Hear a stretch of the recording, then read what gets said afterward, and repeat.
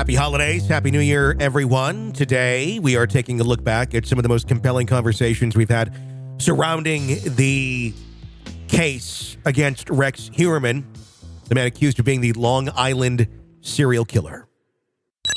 This is the Hidden Killers podcast with Tony Brueski. Featuring defense attorney, Hidden Killers daily contributor, and host of the Defense Diaries podcast, Bob Motta. The investigation continues into LISK and Rex Heuermann being accused of being the Long Island serial killer, the Gilgo Beach murderer. One of the key people in this case has resigned very quickly out of nowhere. Very much a surprise to all of us. Suffolk County Police Commissioner Rodney Harrison saying, I'm out after about 2 years on the job. Now, of course, there's the nightmares of the previous police chief and everything that went along with him and all of his charges and accusations of just being a crooked, horrible human being. But now we had someone who was really taking the reins here, who was really making some progress in this case. Bob Motta, defense attorney, joining us, host of the Defense Diaries podcast. Am I going too far down a road of saying this seems a little bit odd that as this investigation continues into Heuermann, the first thing that came to my mind was, are you getting too close to something far bigger than even Rex Heuermann? Maybe you do want to step back. I don't know, for your own good. I'm kind of getting into like Sopranos type territory here. I don't know, but it just seems a little odd. It does. And ironically, a friend of mine who's a former NYPD homicide detective, Joe Jackalone, had Rodney Harrison on his YouTube channel 2 weeks ago. Oh, okay. And interviewed him. Mm-hmm. And he was, at that point, we're moving forward. We're leaving no stone unturned, like no indication whatsoever. And this is literally days before he ends up resigning. Yeah. Like kind of out of the blue, like no indication whatsoever that there was some storm a brewing. So when that broke, I was like, wow.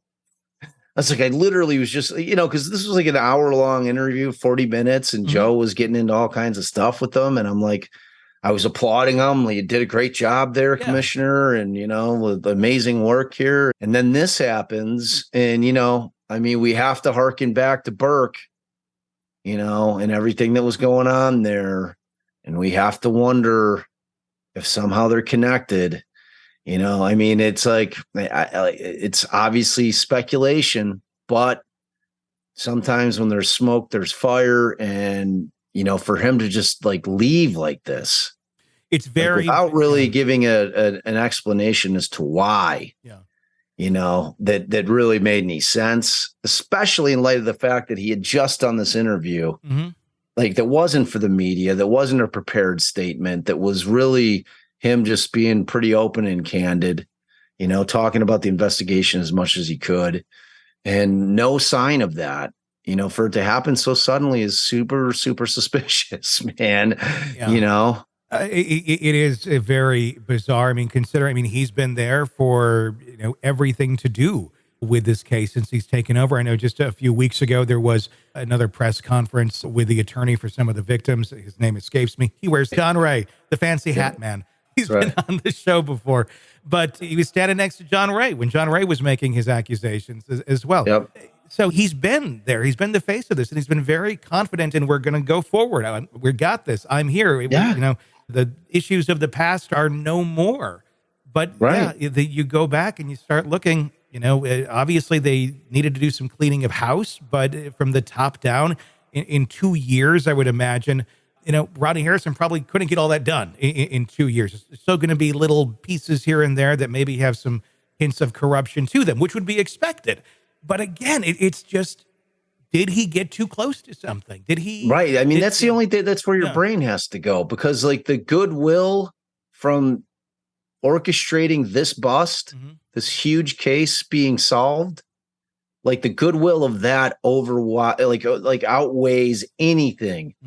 Like what you're talking about, all the other housekeeping that may have needed to take place. You're going to get some grace there because you just got this massive career building bust. You know what I mean? And you're the head of it. Like, you're the face. Like you said, he was the face of it. Yeah. And so, like, it can't be those little things. It's got to be something else.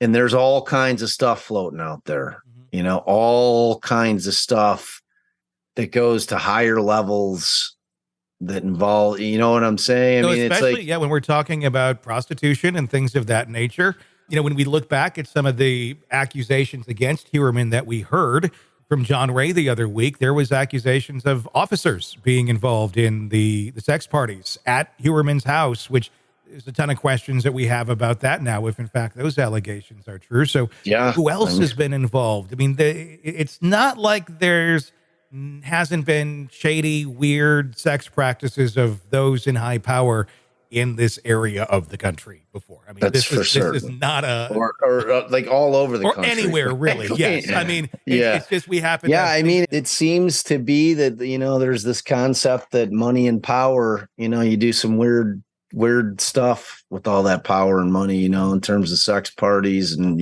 just things that are obviously illegal. And, I think there's that kind of air of invincibility that you get when you got that kind of power and money, to where you think you're above the law, so to speak. And then if something happens where chickens come home to roost, and people start losing jobs or worse, disappearing or committing suicide, I mean, it's like all of it just, and again, with the lack of transparency, like with anything, all that does is lead to speculation.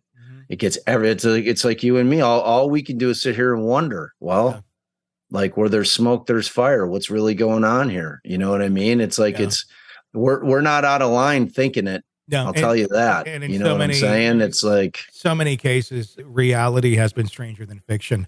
And that's why I'm wondering if that has something going on in this case. One other thing on Rex Heuermann that's been a development is gun charges. He had many weapons, many of them unregistered, apparently. And it's been ruled that, they're going to keep them. They're not going back to Heuermann or his wife. And they can also press charges on having those guns that were unregistered. How serious of an offense is that in Suffolk County? Obviously, murder is a bit higher on the totem pole, but is this anything that is going to make a dent in this case? Is this something it's good to have those charges there to keep him behind bars longer as this continues into the investigation, or should anything bizarre happen? I mean, look, no.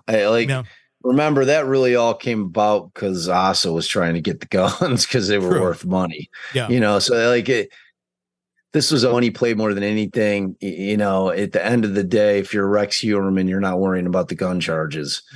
You know what I'm saying? It's like those just like those pale, obviously, if he's getting convicted on any or all of the current murder charges he's done. So he's not, if I'm representing him, I'm not worried about those charges. I'm like, hey, Rex, let's worry about the big guys. We'll worry about the gun stuff later. So to me, because of the civil, like the talk of the civil suit and, her trying to get the guns back so she could sell them to get money to survive.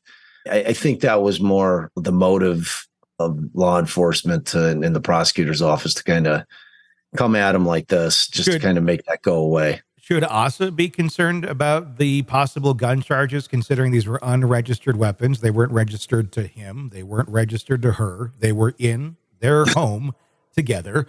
There's been, speculation, of course, how much did she know? When did she know it? Was she involved in any of this? Obviously, no charges have ever been filed. She's sitting there at that house. But should they want to charge someone or to get her out of that home and into custody, could they not file charges against her as well, at least for the gun charges, considering they were in her possession? Yeah, I mean, if I'm Asa, I'm way more concerned about those affidavits. That came out, because, if they're able to substantiate any of that stuff in there, or it sounds like if they're able to verify that in fact was Heuermann's house that they were at and she's there, it becomes a much stickier story. Because if you remember old John Ray, his first press conference, he was just slamming her. saying that he had proof that she was complicit, that she knew. And I think that these affidavits are that. Again, if I'm her, I'm not worried about the gun stuff. I'm worried about getting roped in on this other stuff, like, and again, it's like you have like Rodney sitting right next to John Ray when he's going through these affidavits, and you have to wonder, like, is it all interconnected? It's interesting, man. It's interesting. I don't know. Like you said, it's we are living in a crazy world, and I like, honestly, there's nothing off the table. There really isn't. Like, it's just like just real life is always stranger than fiction, and it's like we see it over and over again. I mean, humans are messed up. we're a bizarre species, and we do a lot of really stupid things. So that's why our dogs look at us all the time like, what is wrong with you? Yeah. Want to listen ad-free? Want advanced access to all of our interviews before anyone else? Become a True Crime Today Premium Plus subscriber on Apple Podcasts. You get every episode commercial free. So you can binge on true crime until you can binge no more. Search True Crime Today Premium Plus on Apple Podcasts now, or go to our podcast page and sign up now. More of the Hidden Killers podcast next.